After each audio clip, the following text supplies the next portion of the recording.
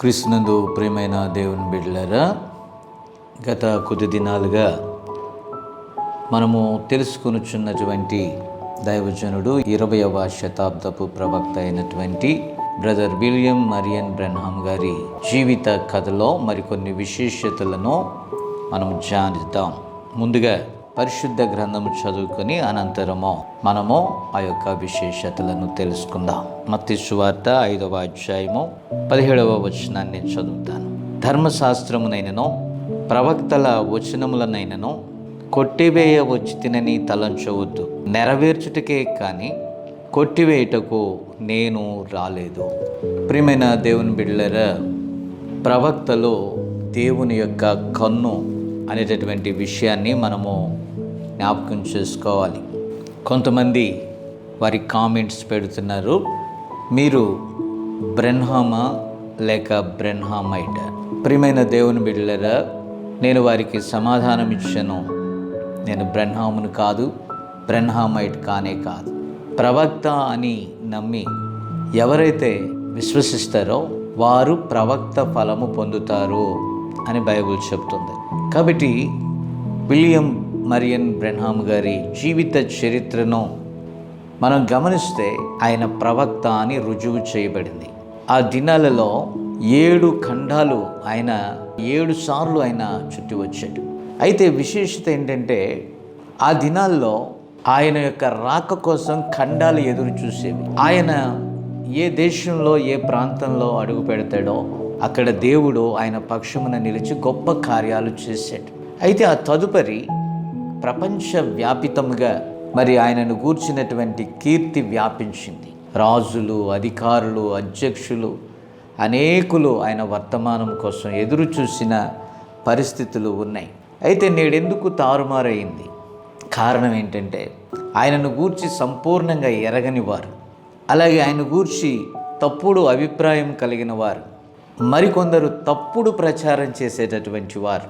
ఎలాగనంటే, కొందరున్నారు దైవజనుడిని ప్రభువుతో సమానంగా చేస్తున్న వారు, కొందరున్నారు అది తప్పు, అది రాంగ్ డైరెక్షన్, అది రాంగ్ డాక్ట్రిన్. దయచేసి గమనించాలి. అయితే ఇలాగ చేయువారు ఎందరో ఉన్నారు. అయితే సత్యవంతులు కొందరున్నారు. ప్రభువుని తప్ప ఏ మనుషుని హెచ్చించని వారు కొందరున్నారు. వారిని మీరు గమనించాలి. కాబట్టి నేడు అనేక రకాలైనటువంటి బోధలు, పద్ధతులు వచ్చాయి. ప్రజలను భ్రమపరుస్తూ ఉన్నాయి, మోసగిస్తూ ఉన్నాయి. ఎందుకంటే అంత్య దినాల్లో అలా ఉంటుందని ప్రభువే చెప్పాడు. అయితే నేను వ్యక్తిని గూర్చి వాదించట్లేదు, అలాగే ఒక మానవుని గొప్ప చేయాలని నేను వాదించట్లేదు. కానీ దేవుడు తన ప్రవక్తల ద్వారా మాట్లాడుచున్నాడు. అది లేఖన సత్యం. లేఖనము దాన్ని రుజువు చేస్తుంది. కనుక ఆ లేఖనాలను నమ్ముచున్నాను. ఆ లేఖనాలలో వ్రాయబడినటువంటి వాక్యమును నమ్ముచు వాక్యానుసారమైనటువంటి సర్వసత్యమును గుర్తించడానికి నడిపించబడుచు ఉన్నాం. ఆ ప్రవక్త యొక్క ఫలము సర్వసత్యములోనికి నడిపించింది. దయచేసి ఇది ఎవరిని కూడా విమర్శించడానికి కాదు, బలవంతము కానే కాదు. కాబట్టి లోకంలో ఎన్నో ఉన్నాయి, అన్నీ కూడా పరీక్షించండి. మేలైన దాన్ని చేపట్టమని భక్తుడు చెప్పాడు. మేలైన దాన్ని, ఆయా ఆత్మలు దేవుని సంబంధమైనవో కావో పరీక్షించండి. ఒకవేళ మీ పరీక్షలో అది తప్పని తెలిస్తే ఆగిపోండి, అభ్యంతరాలు ఏం లేవు, బలవంతం లేనే లేదు. కాబట్టి సత్యాలను గూర్చి లేఖనముల ప్రకారం తెలుసుకోవాలి ప్రియులారా. అలా తెలుసుకోకుండా చేయటం తప్పు. అయితే విమర్శించే ముందు అది మీకు అంగీకారమో కాదో, అది మీ వ్యక్తిగత విషయం. నీకు అంగీకారం కాని ఎడల నీకు పనికిరానిది తీసేసుకోవచ్చు. కానీ నేను గనుక ఇతరులను గనుక విమర్శించినట్లయితే దాన్ని మీరు తీసుకోవాలి. ఇది నేను ఒక భక్తుని జీవితాన్ని గూర్చి తెలియచేస్తున్నాను. ఆ విషయాన్ని దయచేసి గమనించాలి. అది మీరు గ్రహించండి, గ్రహించకపోండి. ఒక భక్తుని గూర్చి మంచి ఉంటుంది, చెడు కూడా ఉంటుంది. ఎందుకంటే చెడు వారి జీవితాల్లో ఉండదు, చెడు ప్రచారం ఉంటుంది. అంత మాత్రం చేత ఈ రెంటికి వ్యత్యాసాన్ని తెలుసుకోకుండా విమర్శించుట న్యాయసమ్మతము కాదు. నీకు నచ్చలేదా విడిచిపెట్టండి. అంతేకాని తెలుసుకునే వారికి అభ్యంతరకరముగా ఉండకండి. నేను ఇక్కడ మనిషిని హెచ్చించట్లేదు, ఇక్కడ భక్తునిలో దేవుడు పెట్టినటువంటి ఆ కృపను గూర్చి నేను తెలియచేస్తున్నాను. దేవుడు పెట్టిన ఆ ఆత్మ యొక్క వివేచన గూర్చి, ఆ గొప్ప కార్యములను గూర్చి, ప్రభువు వారిని వాడుకున్న విధానమును గూర్చి, ఈ దినాలలో అవి సంభవిస్తున్నటువంటి ఆ యొక్క ప్రత్యక్షతలను గూర్చి, ఆ రెవల్యూషన్ గూర్చి నేను చెప్తున్నాను. మీకు గ్రహింపు ఉందా లేదా అది మీ వ్యక్తిగత విషయం. గ్రహించండి, గ్రహించకపోండి, కానీ విమర్శించే ముందు అది సద్విమర్శగా ఉండాలి. కాబట్టి దయచేసి ప్రేమపూర్వకమైన ఈ హెచ్చరికను అంగీకరిస్తారని నేను మనవి చేస్తున్నాను. కాబట్టి భక్తుని జీవితంలో దేవుడు చేసిన కార్యాలను కొన్ని నేను వివరించాలని ఈ దినము పూనుకొని ఉన్నాను. ఇచ్చట గమనిస్తే భక్తుని ద్వారా అనగా ప్రవక్త ద్వారా దేవుడు అనేక గొప్ప కార్యాలు చేశాడు. ఇంకా మనం చూస్తే ఒక గ్రీష్మ కాలమున దైవజనుడు బ్రెన్హామ్ గారు ఆర్కన్సాస్ జోస్బరోకి Bible Hour Tabernacle pastor Richards Reed ఆహ్వానించారు. 28 రాష్ట్రములు మరియు మెక్సికో నుండి 25,000 మంది ఆ చిన్న పట్టణమునకు తరలి వచ్చారు. వారు అక్కడే ఉండి గుడారములలోనూ, ట్రక్కులలోనూ, కార్లలోనూ పరుండి కూటములకు హాజరవుచూ ఉన్నారు. ప్రియులారా, దయచేసి మీరు గమనించండి, ఇన్ని వేల మంది ఒక వ్యక్తి యొక్క కూటమునకు హాజరై ఆయనలో నుండి విడుదలవుతున్నటువంటి దైవశక్తిని వారు ఆస్వాదించారు. అక్కడ ఏముంది? దేవుని కార్యము ఉంది. కాబట్టి అందుచేత అనేకులు అక్కడికి చేరారు. అది ఆ కూటములకు ఆఖరి రాత్రి. వేదిక మీదికి దైవజనుడు ఎక్కాడు. వేల మంది ఆసక్తితో కనిపెట్టి చూచుచూ ఉన్నారు. ఆ సమయంలో ఒక అంబులెన్స్ డ్రైవర్ ఇలాగ గట్టిగా కేకలు వేశాడు, సహోదరుడా బ్రెన్హామ్, నేను తీసుకుని వచ్చిన రోగి చనిపోయినది, దయచేసి రావా అని విజ్ఞాపన చేశాడు. అంబులెన్స్ నిలిపిన స్థలమునకు వేదికకు మధ్య 2,000 మందికి పైగా జనులు నిలబడి ఉన్నారు.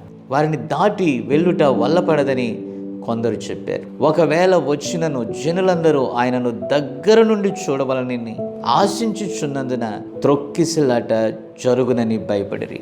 అప్పుడు బలిష్టముగా ఉండిన 4 వ్యక్తులు బ్రదర్ బ్రెన్హామ్ చుట్టూ ఉండి ప్రజల గుండా అంబులెన్స్ యొద్దకు తీసుకుని వచ్చారు. అంబులెన్స్ లోపల ఒక వ్యక్తి మోకరించి ఉండగా వారు చూశారు.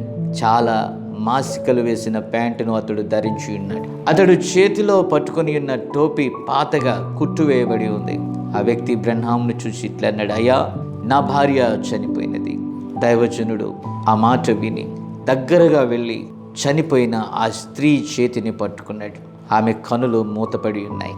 పక్కనే ఉన్న వైద్యుని రిపోర్ట్ బ్రెన్హామ్ చదివి, ఈమె క్యాన్సర్తో చనిపోయింది కదా అని తిరిగి అతన్ని ప్రశ్నించాడు. అతడు అవును అని చెప్పి గుండెలు అవిసేలా బాదుకొనుచు విలపిస్తూ ఉన్నాడు. ఆ దృశ్యముతో కొద్దిసేపు ఆ స్థలమంతా నిశ్శబ్దముగా ఆగిపోయింది. అప్పుడు బ్రదర్ బ్రెన్హామ్ ఇట్లు మనవి చేశాడు, సర్వశక్తి గల దేవా, నిత్య జీవ ప్రదాత, మేలు చేయవడ యేసు క్రీస్తు నామము పేరిట ఈమెను బ్రతికించుమని వినయముగా ప్రార్థించుచున్నాను అన్నాడు. వెంటనే బండబారిపోయిన ఆమె చేయి ముడుచుకొనసాగినది. ఆమె నుదిటి మీద చర్మము ముడతలు పడసాగాయి. బ్రదర్ బ్రెన్హామ్ సహాయముతో ఆమె లేచి కూర్చున్నది. సంభ్రమాశ్చర్యములతో ఉక్కిరి బిక్కిరి అయిన ఆ భర్త, దేవా వందనములు అని అరుస్తూ, నీవు మరలా మాతో ఉన్నావు, నాతో ఉన్నావు అని కేకలు వేస్తూ ఆమెను ఎత్తుకున్నాడు. అంతటా బ్రదర్ బ్రెన్హామ్ తిరిగి వేదిక మీదకి వచ్చాడు. ఈ రీతిగా ఎన్నో గొప్ప కార్యాలు దైవదాసునిలో నుండి విడుదలయ్యాయి. నేడెందుకు ఆయన పేరు చెప్తే అసహ్యించుకునేటటువంటి రీతిగా మారిపోయింది అనంటే దుష్ప్రచారము. అంత మాత్రమే కాదు, ఆయనను గూర్చిన తప్పుడు బోధలు అనేకమైనవి వచ్చాయి, కానీ పేరు మాత్రం పెట్టుకుంటున్నారు. అది మాత్రం చేత సత్యవంతులు లేరు అని అనుకోకండి. యథార్థంగా పనిచేయువారు ఉన్నారు. ప్రవక్త యొక్క ఫలమును మాత్రము అనుభవిస్తూ దేవుని యొక్క లేఖనాల గుండా రాకడకు సిద్ధపడుచున్న యథార్థ సంఘాలు ఉన్నాయి. దయచేసి గమనించాలని నేను మనవి చేస్తూ ఉన్నాను. అలాగే నల్ల జాతి గ్రుడ్డి బాలిక చూపు పొందిన విషయాన్ని కూడా మనం ఇప్పుడు చూద్దాం. సన్నటి వర్షపు తుంపర పడుచున్న వేళ సభాస్థలం జనంతో కిక్కిరిసిపోయి ఉంది. చాలా మంది బయట నిలబడి ఉన్నారు. బ్రెన్హాం ఆ గుంపులో దారి చేసుకొని వస్తూ ఉన్నాడు. అంతకు ముందు ఆయనను వారు చూడనందున ఆయన వైపు దృష్టి సారించలేదు. దివారాత్రులో సభాస్థలం జన సమూహాలతో నిండిపోయేది. ఏవో అత్యవసరాలకు తప్ప ఎవ్వరు కూడా బయటికి కదిలేటటువంటి పరిస్థితి లేదు.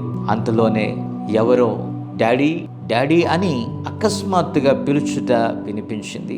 ఆ వైపు చూడగా జనమును త్రోసుకుంటూ ఒక నల్ల జాతి అంధురాలైనటువంటి బిడ్డ వచ్చుట ఆయనకు కనబడింది. తన తండ్రిని జనంలో ఆమె విడిచిపెట్టింది.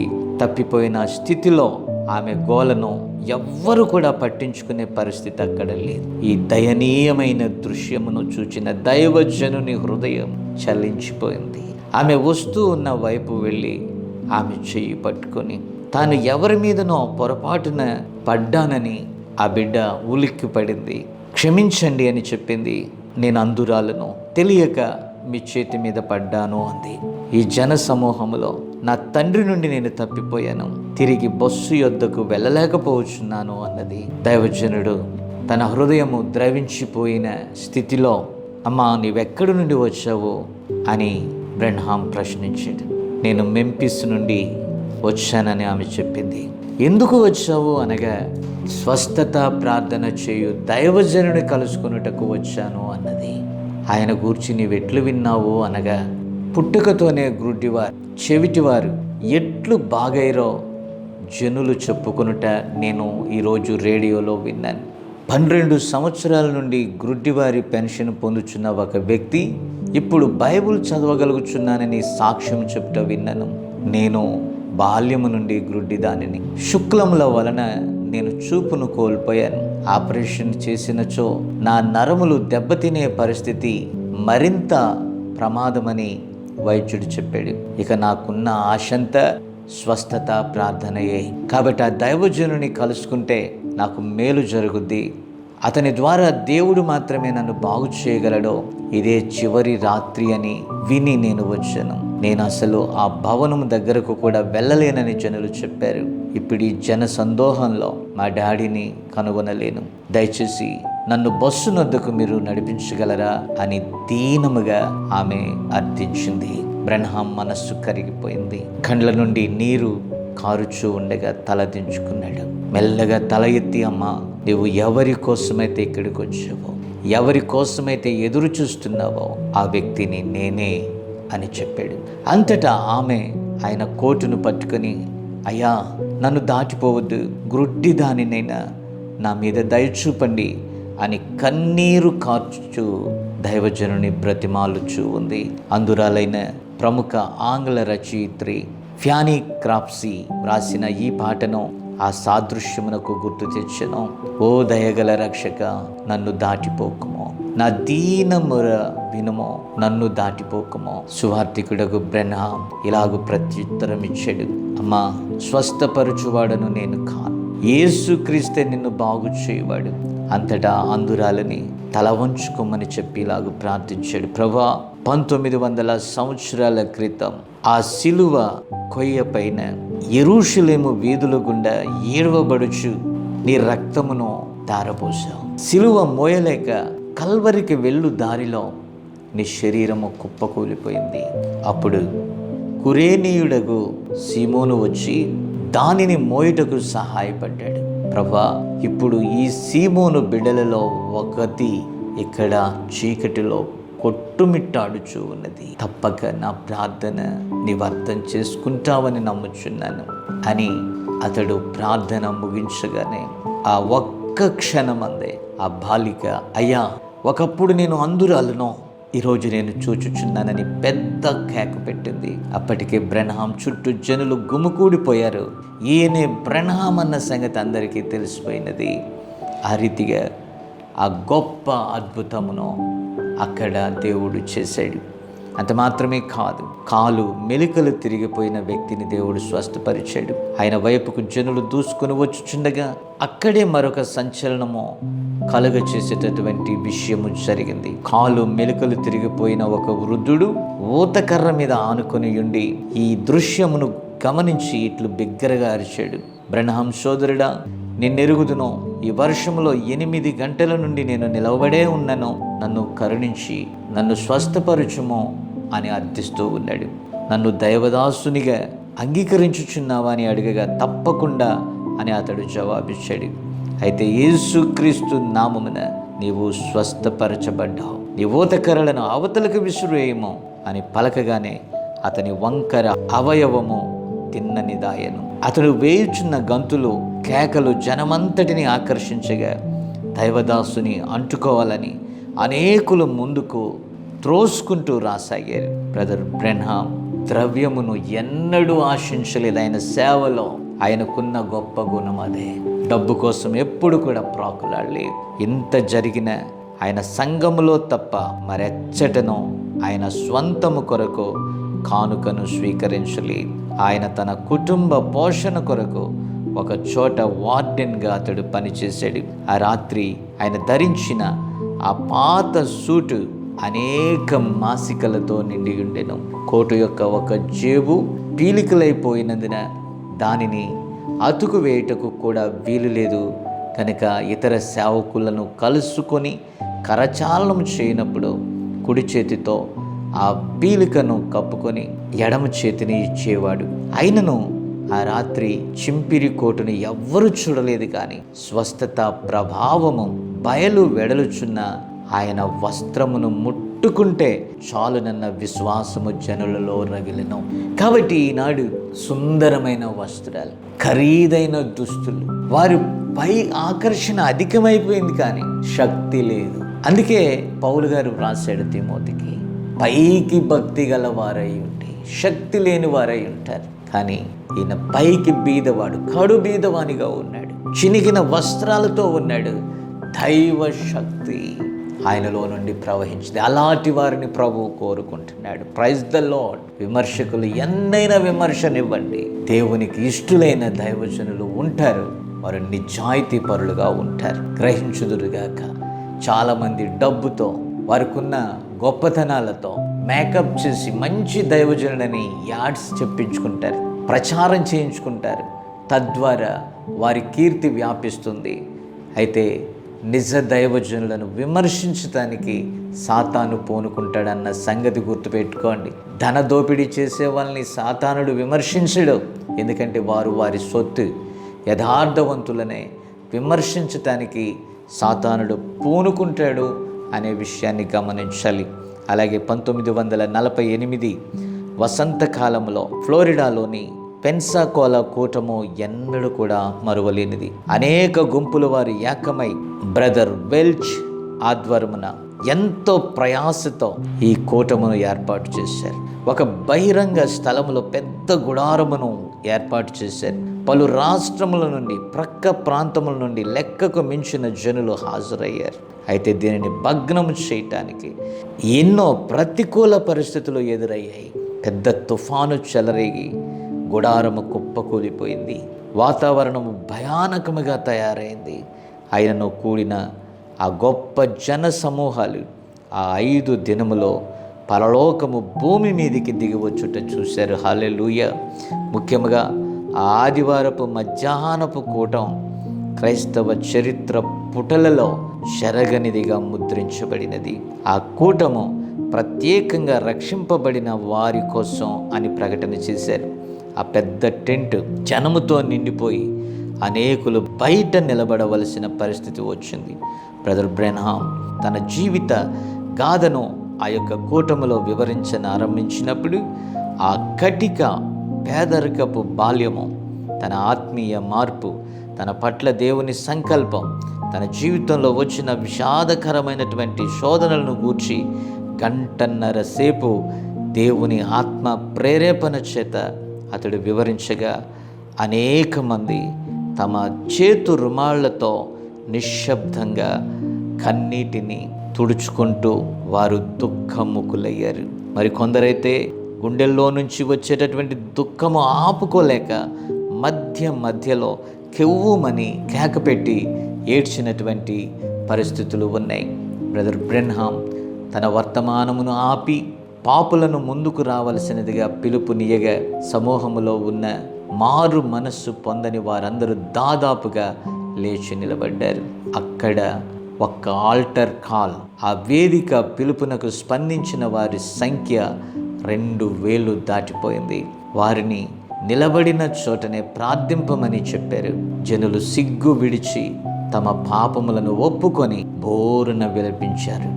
నాశన కోపములోనికి జారిపోవచ్చున్నట్లుగా గ్రహించి, నా ఆత్మను రక్షించు దేవా, నా మీద కృపచూపుమన్న వారి కేకలు అక్కడ వినిపించాయి.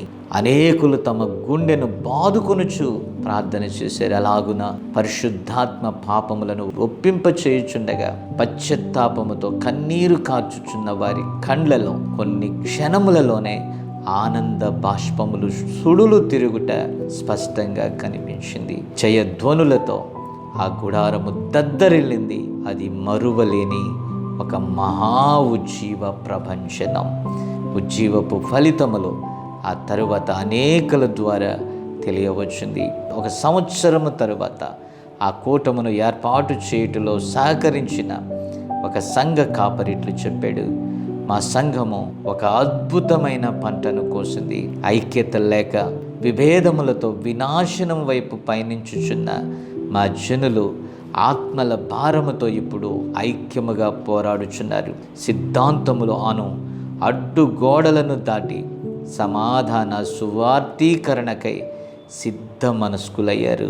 ఇది వారి సాక్ష్యం. నిజంగా ఇది ఎంత గొప్ప మార్పు! అంత మాత్రమే కాదు, అనేకములకు ఆశ్చర్యకరమైన అద్భుతములు, స్వస్థతలు కూడా ఈ కూటమందు జరిగాయి. అందులో ముఖ్యమైనది ఒక భయంకరమగు పిచ్చి పట్టిన వ్యక్తి విడుదల పొందుట. ఇతనిని ఒక రాత్రి ఒక ప్రభుత్వ శాల నుండి ప్రార్థనకు తీసుకుని వచ్చారు. కూటమైన పిదప ఇతనిని బయటికి తీసుకుని వెళ్ళుటకు మరి తెచ్చిన వారు ప్రయత్నించారు. అంతటా 6 డజను మందిచే బలవంతంగా ఇతనిని బయటికి నడిపించారు. బలమైన చీకటి శక్తులు అతనిని ఆవరించి ఉన్నందున ఇతనిని కారులో కూర్చుండబెట్టుటకు చాలా ప్రయాసపడవలసి వచ్చింది. వెళ్ళిపోయాడు కదా, ఇక బాధ లేదు అనుకొనుచుండగా 2 నిమిషముల తర్వాత ఒక గావు కేక వినిపించింది. చూడగా కారు నుండి ఇతడు దూసుకొని అక్కడ నిలవబడి సంభాషించుకొనుచున్న పిల్లలు, స్త్రీల గుంపు వైపు ఆకస్మికంగా వచ్చుచూ ఉన్నాడు. ఈ పరిస్థితిని ఎలా ఎదుర్కోవాలో అర్థం కాని పరిస్థితి అక్కడ ఉంది. జనులందరూ అతని కేకలకు, అతని స్థితిని చూచి భయంతో అతనికి దొరకకుండా పరుగులు తీస్తూ ఉన్నారు. అతడు మహారౌద్రముతో అక్కడ నిలిచి ఉన్న బ్రెన్హామ్ బృందములోని ఒక సభ్యుని వైపు చేతులు చాచి వచ్చుచూ ఉన్నాడు. అప్పుడు బ్రదర్ బ్రెన్హామ్ యేసు నామమున ఆజ్ఞాపించగానే సంకెళ్లను పిండి చేయగల ఆ దెయ్యపు శక్తి నీరు కారిపోయింది. ఈ కేకలు, గోల విని సమీపమందున్న 2 పోలీసు వారు వచ్చి బహు కష్టముతో అతన్ని బంధించి కారులో కూర్చోబెట్టి ఆ రాత్రి అతనిని ఒక ప్రత్యేక గదిలో ఉంచారు. అయితే అతడు వెళ్ళిపోయిన తర్వాత అతనిని కూటమునకు తీసుకుని వచ్చిన అతని సోదరి బహుగా విలపించుచూ ఉన్నది. ఆ అభాగ్యురాలు బ్రదర్ బ్రెన్హామ్ వచ్చి అతనికి ప్రార్థన చేయవలనని బహుగా కోరింది. ఆ విధంగా ఎందరో కోరెడు వారు, కానీ ఒక్కొక్కరి కొరకు వెళ్ళుట అసాధ్యముగా ఉండెను. బ్రదర్ జాక్ మోర్ ఈ కేసును గూర్చి బ్రదర్ బ్రెన్హామ్నకు ఉదయమున చెప్పగా ఆ పిచ్చి వ్యక్తి పూర్తిగా బాగైనట్లునో, అతడు మంచిగా దుస్తులు ధరించుకొని కారులోనికి వచ్చినట్లునో ఆ ముందు రోజే దర్శనమందు చూచితినని దైవజనుడు బదులు చెప్పాడు. పెన్నాకోల పోలీసు వారు ఇతన్ని విడుదల చేయనట్లుగా ఏర్పాట్లు జరిగాయి. అయితే ముందు రాత్రి వారు అతని వలన పొందిన శ్రమను దృష్టిలో ఉంచుకొని పట్టణపు పొలిమేరకు మాత్రమే అతన్ని తీసుకుని వచ్చేదమని బ్రెన్హామ్ బృందమునకు చెప్పారు. చివరికి పట్టణము వెలుపల గల్ఫ్ బీచ్ అను చోట అతనిని తీసుకొని వచ్చి వీరికి అప్పగించుటకు సమ్మతించిరి.